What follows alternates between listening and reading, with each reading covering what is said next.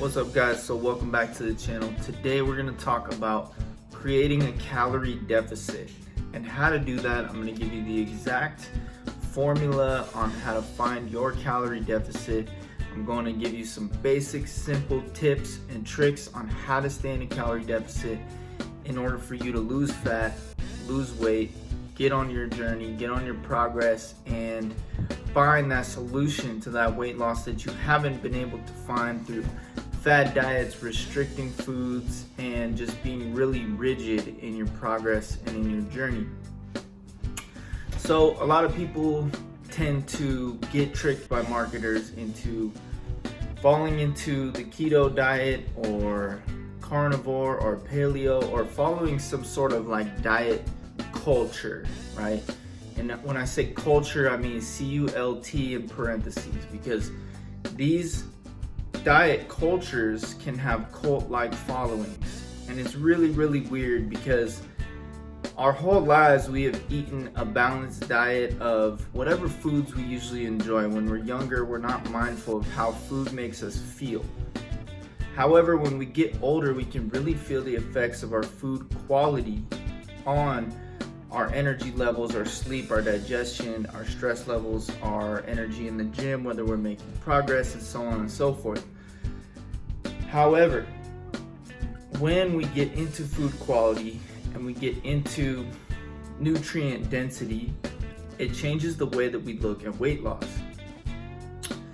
So what I recommend for me and my clients and people that I work with, people who ask me advice and questions, is that we try and follow 80% whole foods, nutrient dense, fruits, vegetables, lean proteins, 20% coming from foods that you enjoy, foods that are less nutrient dense, that will allow you to adhere to your calorie deficit long term.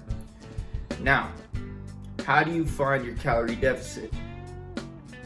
This is a lot simpler than people think. There's all these complicated equations online. You don't need to follow any of these complicated equations. Literally, all you're going to do is you're going to take your goal body weight times 12. Let's say that my goal body weight is 180 pounds. Right now I weigh 200, okay? So we're gonna take 180, we're gonna multiply it by 12, we get 1,960 calories. That is how many calories I would need to eat to be in my calorie deficit, okay? So presumably I eat that many calories and I will lose weight, okay? Now, does that mean that I'm going to see a change on the scale every single day? No, I'm going to see the weight spike up, I'm going to see the weight spike down, I'm going to see it go all over the place, because that's just the nature of the scale. There's many different reasons for this, which I'll go into in another video, but the scale is going to fluctuate. You're going to see a lot of different data points on the scale. What you need to do is you need to stay ruthlessly consistent no matter what. So whether that scale goes up one day or it goes down one day, you don't get emotionally involved, you don't get excited when it goes down, and you don't get discouraged when it goes up. Just stay on the course. Eat this many calories, your goal body weight times 12, eat that number for 4 weeks straight. And then what you do, in order to track your progress even more consistently, is you're going to take a calendar, okay?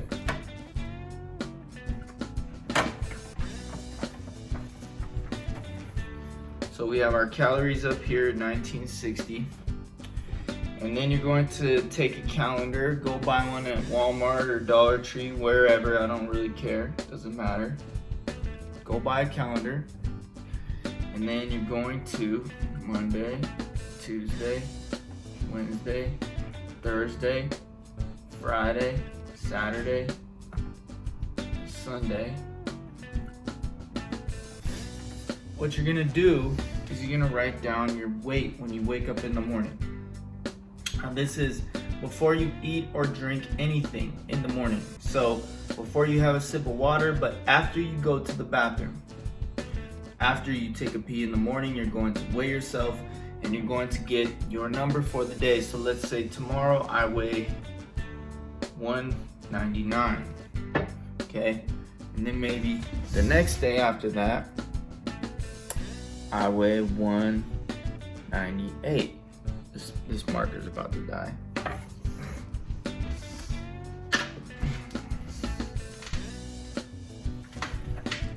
The next day after that, I might weigh 205. The next day after that, I may weigh 202. I'm not getting sad at these days that the numbers go up. I'm not getting happy at these days that the numbers go down. Maybe the next day I hit 205 again. Maybe 205 again. And 205 again. What I'm going to do from here, once I have all of these days of data, I'm going to add all these days up. I'm going to add them all up. And then I'm going to divide them by 7. And that's going to give me my average weekly weigh-in. Okay, that's going to give me my average weight for the week. Okay, so once I find my average weekly weigh-in, then I'm going to compare week to week. So this is week 1, then I would do another week, then I do another week, then I do another week, then I do another week. And I continue eating this many calories for 4 weeks straight.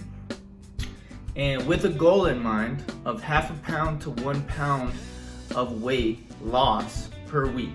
So you can see why it's really important to track your data consistently every single day, because 1/2 pound is not a lot of weight. Your weight is going to fluctuate 2 to 5 pounds every single day. So 1/2 pound can be easily missed if you miss a couple days of weighing yourself.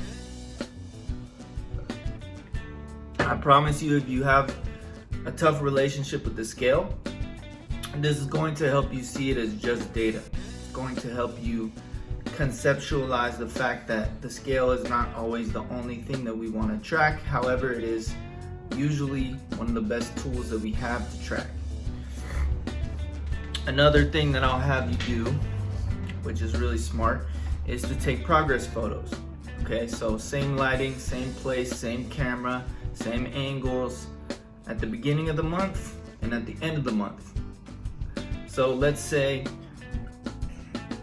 your weight stays the same the entire month. You stay patient, you're consistent, your weight stays the same the entire month.